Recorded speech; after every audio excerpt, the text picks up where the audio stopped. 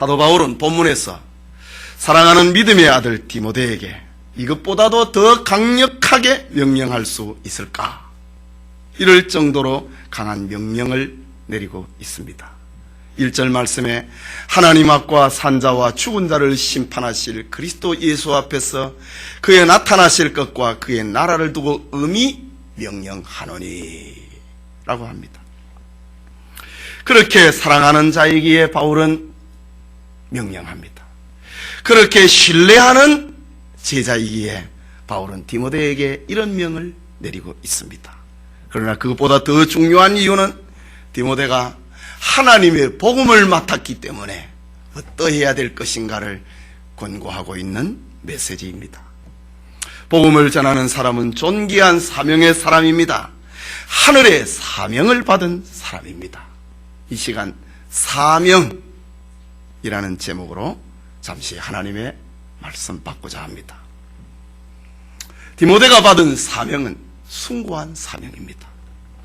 바울 사도는 디모데에게 복음 선포에 최선을 다하라고 말하기에 앞서서 최선을 다할 수밖에 없는 이유를 인식시키기 위해서 엄숙한 서론을 전개하고 있습니다. 읽은 1절 말씀에 하나님 앞과 산자와 죽은 자를 심판하실 그리스도 예수 앞에서 그의 나타나실 것과 그의 나라를 두고 엄히 명하노니 라고 합니다. 이 사명을 충성스럽게 감당해야 될 이유가 무엇인가? 오늘 이 본문의 말씀의 분위기는 복음 선포자의 숭고한 사명을 인식을 시키고 있습니다. 그러면 이 사명이 어떤 것인가? 첫째는 하나님으로부터 받은 사명이다. 본문 1절에 하나님 앞에서 라고 합니다. 코람데오 정신입니다. 이는 복음 선포의 사명이 하나님으로 말미암은 사명이라고 하는 말입니다. 세상에 유력한 사람의 명령이 얼마나 힘을 발휘합니까? 대통령의 명이다, 장관의 명이다, 구청장의 명이다. 얼마나 요즘 시대에 그 힘을 발하는지 모릅니다. 국회의원의 명이다. 정말 권세가 있어 보입니다. 그러나 세상으로부터 오는 그 명령보다도 더 강한 힘이 있고 더 고상하고 숭고한 그 힘이 있다면 그것은 바로 하나님으로부터 오는 명령입니다. 하나님께서 복음 선포에 대한 그 수고의 증인이 되실 분입니다. 한편으로 생각을 하면 이것은 두려운 일이고 또 한편으로 생각을 하면 복음을 전한다. 이것은 영광스러운 일입니다.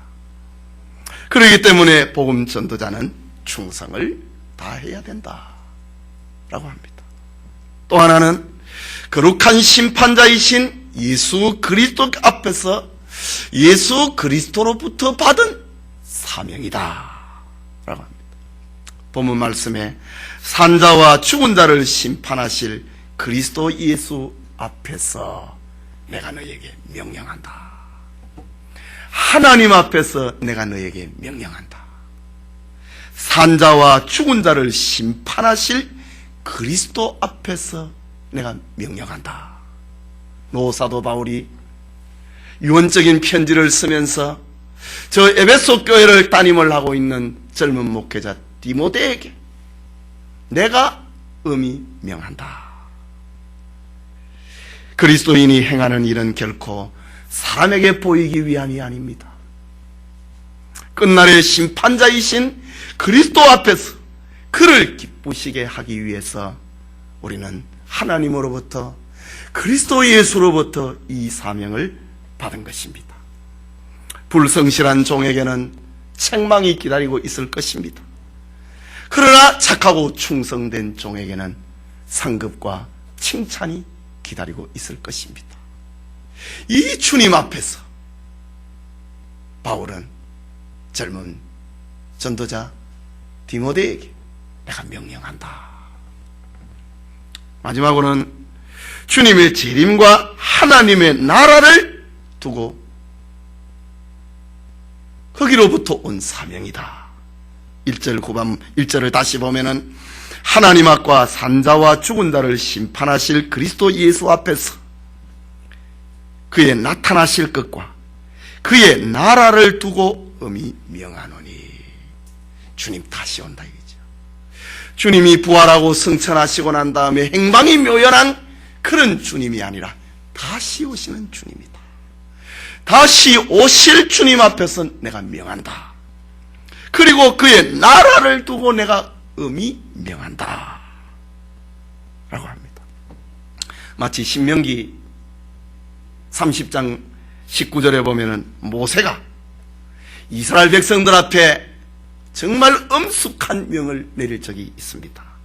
내가 오늘날 천지를 불러서 너희에게 증거를 삼노라. 너희 앞에 생명과 사망의 길을 두었노라 라고 저 광야교회 지도자 모세가 이스라엘 백성들 앞에 서약해 한 일이 있습니다. 오늘 노사도 바울이 젊은 전도자 디모데에게 지금 이런 마음의 자세를 가지고 명령을 하고 있다. 하나님 앞에서 산자와 죽은 자를 심판하실 그리스도 예수 앞에서 또 그의 나타나실 것과 그의 나라를 천국을 두고 엄히 명한다 라고 말합니다. 복음 선포의 사명이 얼마나 중대한 것인가를 알려주고 있는 말입니다. 이것은 해도 되고 안 해도 되는 그런 성격의 일이 아니고 주님의 지상 명령이라고 하는 것입니다. 주님은 아무도 멸망치 않고 다 회개에 이르기를 원하십니다. 그런데 회개하고 믿음을 갖기 위해서는 복음을 듣지 않고는 회개에 이를 수가 없는 것입니다. 그렇기 때문에 이 복음을 전해야 된다. 하나님의 이름으로 명한다. 그리스도 예수의 이름으로 명한다. 주님의 재림과 그의 나라, 하나님의 나라, 천국을 앞에 두고 내가 너에게 엄히 명한다 라는 것입니다. 바울은 젊은 전도자 디모데에게 엄히 명령하지 않을 수 없는 그런 것입니다. 이 사명은 하나님의 백성된 모두에게 오늘 우리에게 주어지는 것입니다. 남녀노소의 차별이 없고 문제된 자 나중된 자 차별이 없고 학식을 많이 가졌느냐 적게 가졌느냐 차별이 없는 주님의 명령인 것입니다. 그렇다면 이 사명을 어떻게 감당해야 될 것인가? 2절 말씀에 기록을 합니다. 같이 읽읍시다. 너는 말씀을 전파하라. 때를 얻든지 못 얻든지 항상 힘쓰라. 범사의 오래 참음과 가르침으로 경책하며 경계하며 권하라. 너는 말씀을 전파하라. 전도하라 이 말입니다. 때를 얻든지 못 얻든지 항상 힘쓰라. 전파할 말씀은 무슨 삶을 유익하게 만들어주는 그런 정도가 아닙니다. 우리의 삶에 무슨 플러스의 인생을 만들어주는 그런 정도가 아닙니다. 지금 전도자가 전해야 될 이 메시지는 생명에 관한 것이기 때문입니다. 그렇기 때문에 때를 얻든지 못 얻든지 전하라고 하는 말입니다. 이 말은 삶과 죽음에 대한 내용이기 때문에 그렇습니다. 열심을 다하지 않으면 안 된다고 하는 말입니다. 때를 얻든지 못 얻든지, 이 말은 전도할 수 있는 환경이 좋든지 전도하기에 힘든 그런 환경이든지 이런 말입니다. 항상 힘써야 된다. 지속적으로 전도해야 된다. 지속적으로 연속적으로 하나님의 말씀을 전해야 된다라는 말입니다. 계속해서 경계도 경책도 해야 된다고 합니다. 너는 말씀을 전하라. 때를 얻든지 못 얻든지 항상 힘쓰라. 그 다음에 나오는 말씀, 범사에 오래 참음과 가르침으로, 그 자세입니다. 복음을 전하는 자세입니다. 오래 참아라. 그리고 가르치라. 어떻게? 하나님의 말씀을 가르칠 때 경책하라. 이건 책망입니다. 아주 엄한 말입니다. 따가운 말입니다. 듣기 싫은 말입니다. 그 다음에 경계하며. 아주 책망하는 것보다는 조금 유순한 말입니다. 그 다음에 나오는 말은 권하라 라고 합니다. 복음 전파의 사명은 단순히 전도만으로, 설교만으로 끝나는 것이 아니라 가르쳐야 된다는 말입니다. 인내하고 경책하고 죄인을 책망을 하듯이 바른 길로 인도해야 된다. 뼈저린 회개를 할 수 있는 책망의 함에 있어서 주저하지 말아야 된다. 이 참 사람 얼굴 쳐다보면 못할 일입니다. 사람 형편 생각을 하면, 저 사람이 살고 있는 환경을 생각을 하면 할 수 있는 말이 아무것도 없습니다.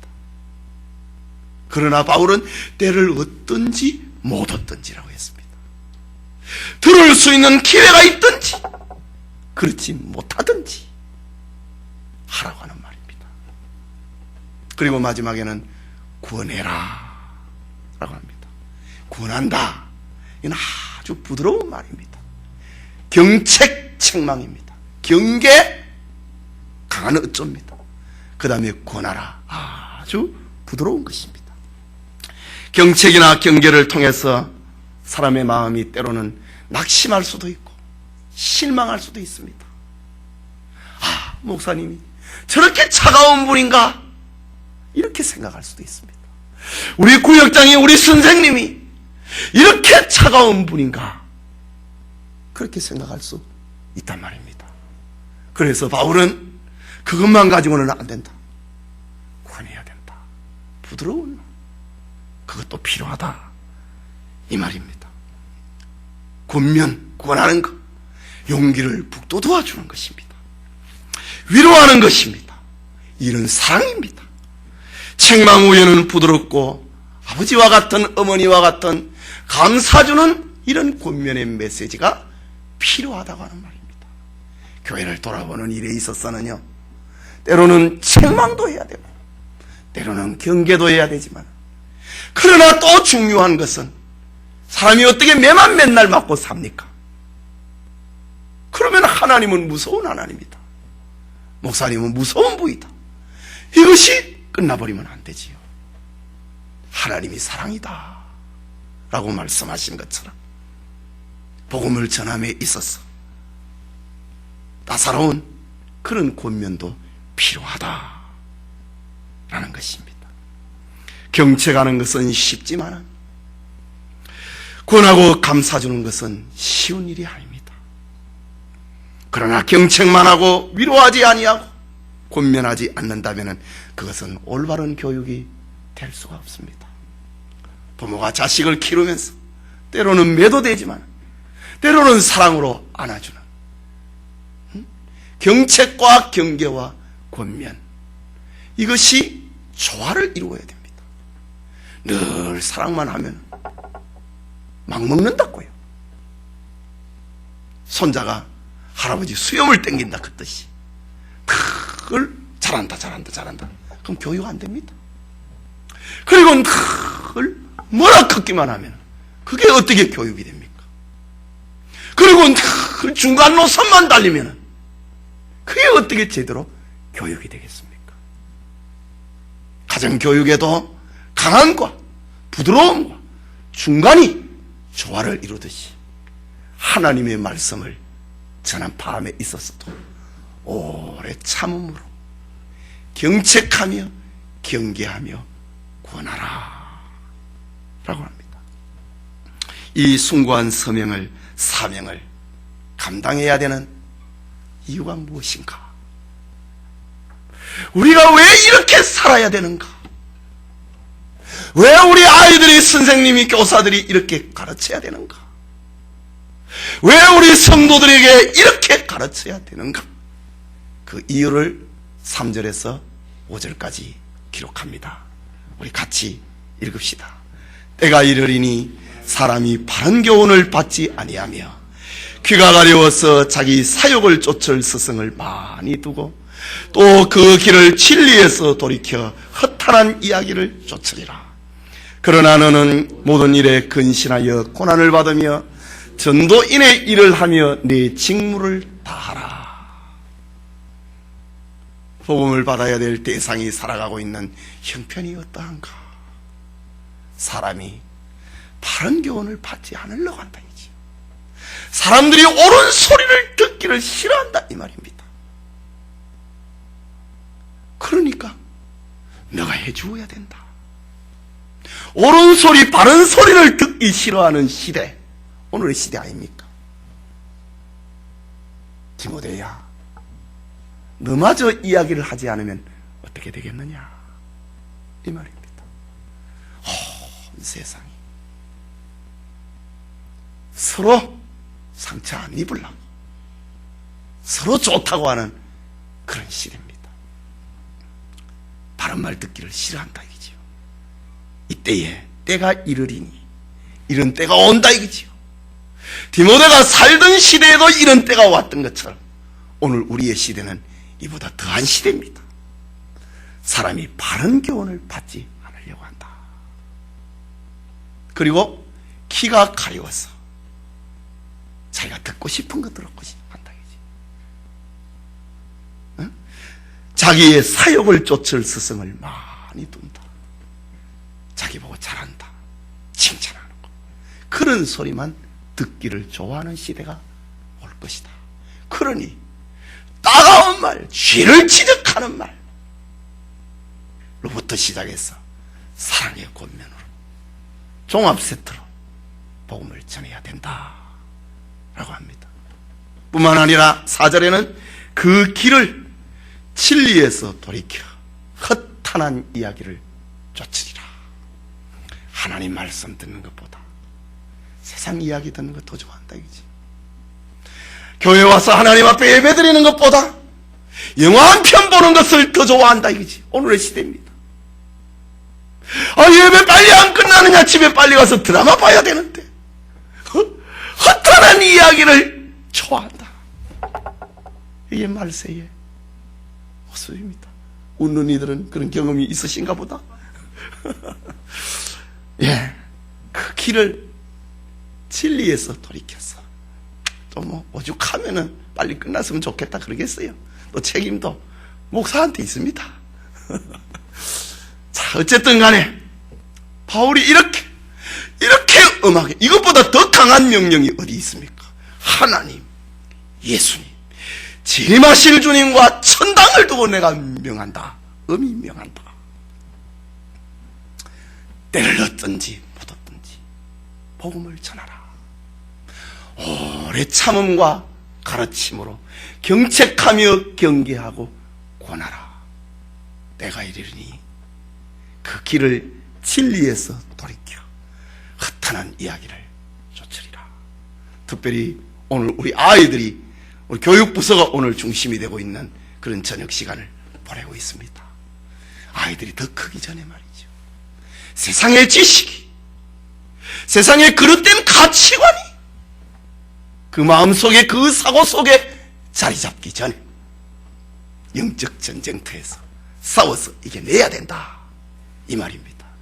진리에서 돌이켜 허탄한 이야기를 쫓게 되기 전에 우리 아이들에게 복음을 전해야 된다.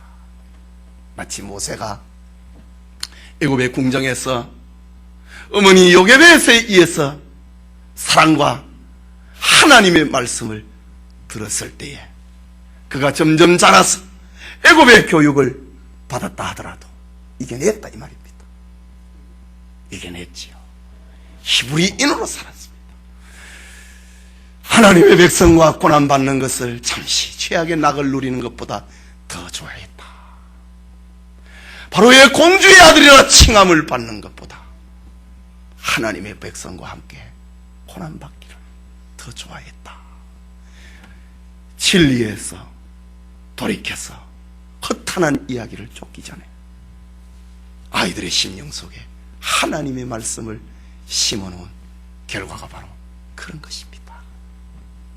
우리 아까 어느 전도사님이 자문의 말씀을 인용을 하면서 마땅히 행할 길을 아이에게 가르치라. 그리하면 늙어도 그것을 떠나지 아니하리라. 이거는 교육 철학입니다. 변할 수 없는 교육 철학입니다. 그 길을 진리에서 돌이켜 허탄한 이야기를 쫓기 전에, 머리가 야물기 전에, 여물기 전에 하나님의 말씀을 가르쳐야 된다. 그러나 너는 모든 일에 근신하여 고난을 받으며 전도인의 일을 하며 내 직무를 다하라. 어찌 이 말씀이 교육자에게만 해당되는 말씀이겠습니까? 물론 1차적인 대상은 전도자들입니다. 그러나 우리 모든 교사들, 우리 모든 성도들에게 해당되는 말씀입니다. 우리 영천의 모든 성도들이 축복스러운 사명을 감당하는 2014년에 청지기가 될 수 있기를 소원합니다.